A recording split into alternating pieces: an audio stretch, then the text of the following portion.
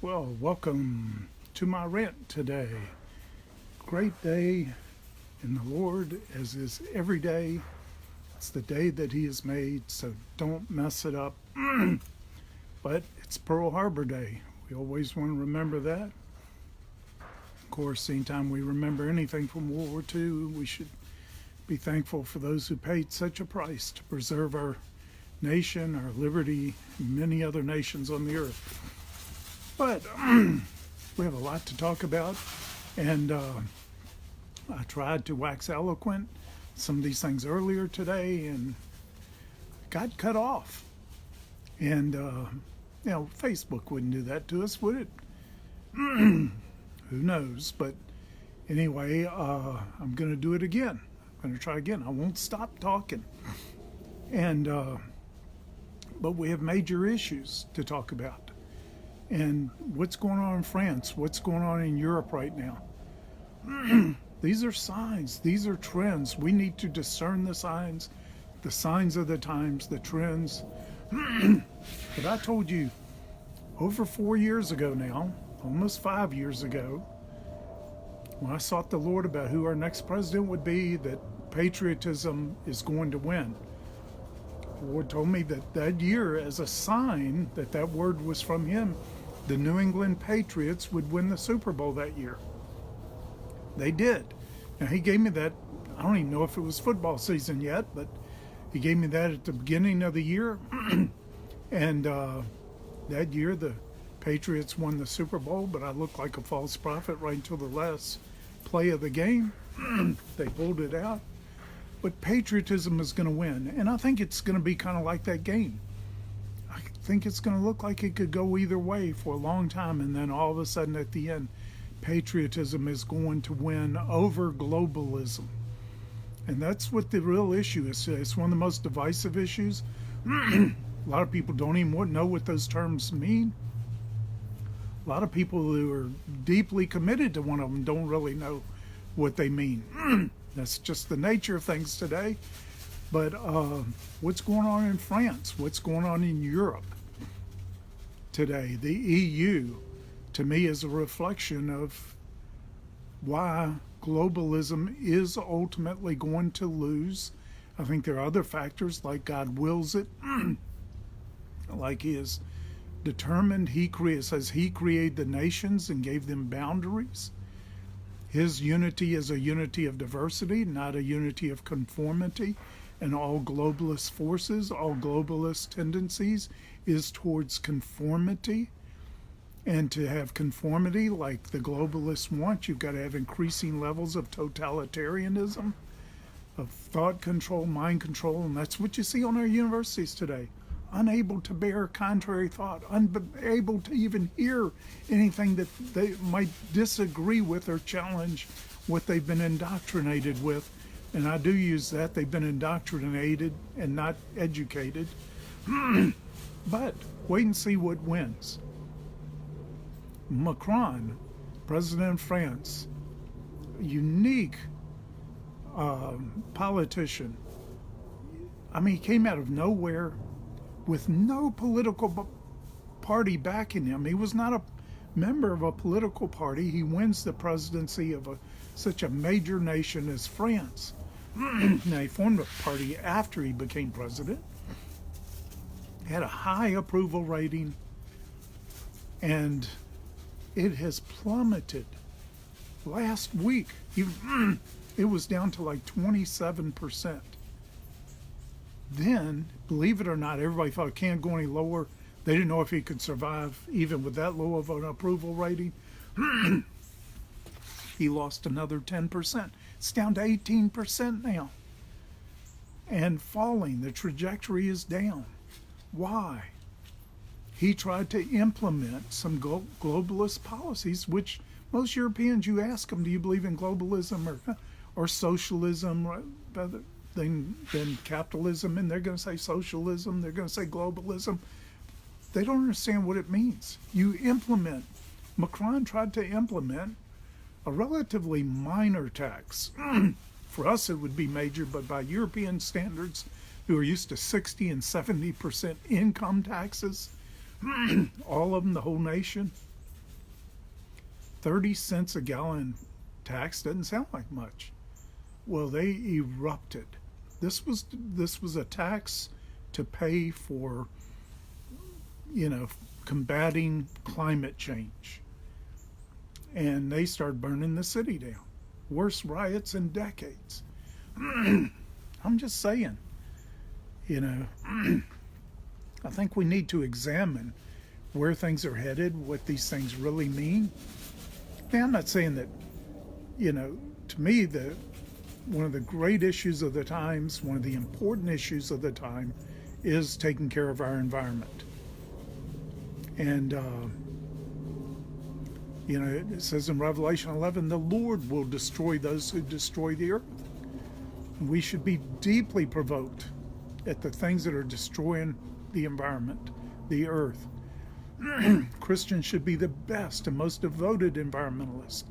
It wouldn't have gone so crazy, wouldn't be so nuts, I think, if Christians had been the salt and light they're called to be and gotten engaged in the environmental movement. But it was politicized like everything else has been, and people didn't want to be a part of the politicizing that's going on. Now, I think climate change is a political agenda. That's why almost everybody touting it were political scientists, not climate scientists. And there's a true science and a pseudoscience. But I think the tragedy of climate change, or the false narrative of climate change, is that it has our eye off the ball on the real important issues like plastic pollution, the way plastic is destroying the earth. Now they find these massive islands of plastic in the Pacific, the size of Alaska. Figure that out. Finding all these whales and fish that are being caught with plastic in them. A lot of these whales that are washing up dead, all this plastic in them. Then they found on some recent tests, every human being they tested had plastic, elements right on down to the cellular level in human beings. It's permeating everything. Plastic doesn't degrade, it doesn't go away. Now, it can be recycled, and if we'd recycle it, we wouldn't have these problems. They're building great things out of recycled plastic.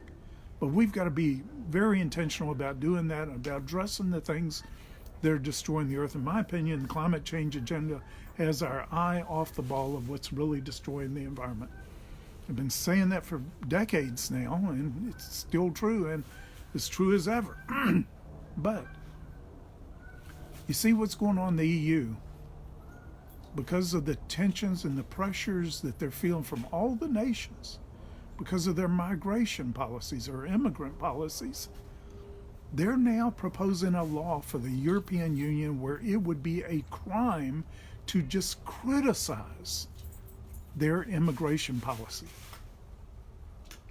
If that's not totalitarianism, I don't know what is. And that's a basic tenet of the left, a basic strategy or tactic of the left. Silence your partners, don't let them speak. Silence your opponents, don't let them speak.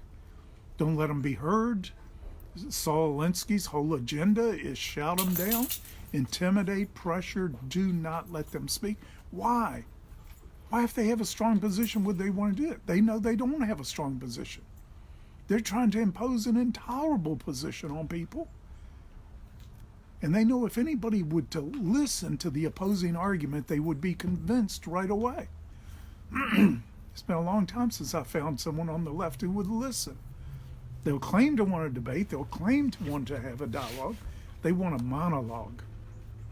You start talking, they'll talk right over you, interrupt, try to drown you out. And they're actually taught to do that. But patriotism is going to win. Nationalism is going to win. The Lord created the nations and gave them boundaries. He himself loves diversity. He loves it so much, he made every leaf on every tree different. He made every one of us different. Made every snowflake different, supposedly. He loves diversity, and his unity is a unity of diversity, not a unity of conformity. His unity, it says, where the Spirit of the Lord is, there's liberty. There's not this crushing pressure to conform. So, what are we going to choose? What are we going to stand up for? Now, Macron, the darling of the globalists. I mean, I don't see how he can survive much longer in that office. And, and the other world leaders, who've been attacking Trump so much. Trump the nationalist, the patriot, America first. And he also believes every national leader should count their nation first, should work for their nation first. He's an American president. He's not the president of the world or any other nation. He's going to put his responsibilities first. But, his approval rating just hit 50%, Rasmussen, and it's been beyond that for some time. The pollsters want to do anything other than make Trump look good. They've done everything to cover it. And of course, you'll find some polls that say crazy things in the world, but you can make a poll say anything you want. But the most trustworthy of all of the polls, the Rasmussen, said, no, Trump is now at 50% popularity, approval rating, and that's higher than Obama, Clinton, or Bush at this stage in their presidencies, higher than any for some time. In spite of, to me, he has suffered the greatest onslaught of the media. No president's ever had the onslaught of the media like Trump has. Nobody's had the infighting and the battling against him from their own party like Trump has. He's fought everybody, and he's winning and winning big. He says things that even his greatest supporters cringe at sometimes. He's still winning. He's still getting more popular. Guess what? Every globalist leader would love to have Trump's approval ratings. They're going down, and he's going out. Watch patriotism. It's winning now. Watch it keep winning, and watch it ultimately win. The Lord loves the nations. We're called to love the nations. And his unity, a unity of diversity, not a unity of conformity. Where his unity is where we appreciate the differences. We respect them. We honor them, the uniqueness and the possibility of learning from those who are different from us. Not having this crushing conformity that is at the root of all globalism. I'm just saying, bless their hearts. Thank you for joining today's rant.